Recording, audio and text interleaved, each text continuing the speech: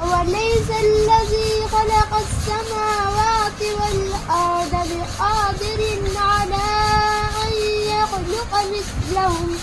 بلى وهو الخلاق العليم إنما أمره إذا أراد شيئا أن يقول له كن فيكون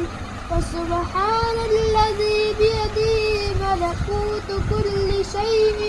وإليه ترجعون.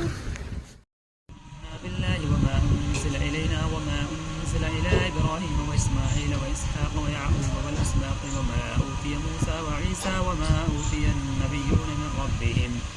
لا نفرق بين أحد منهم ونحن له مسلمون الله وهو السميع العليم صبغة الله ومن أحسن من الله صبغة ونحن له عابدون قل أتحاجوننا في الله وهو ربنا وربكم ولنا أعمالنا ولكم أعمالكم ونحن له مخلصون. واصبر صبرا جميلا إنهم يرونه بعيدا ونراه قريبا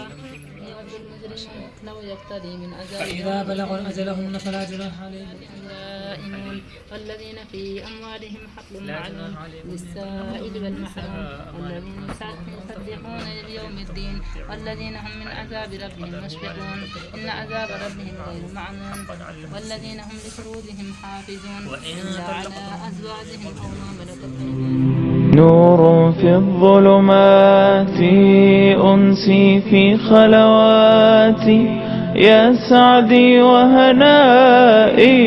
القرآن حياتي نور ملأ القلب ففاض بحب كتاب الله أشرق دربي بالقرآن فشكرا يا رباه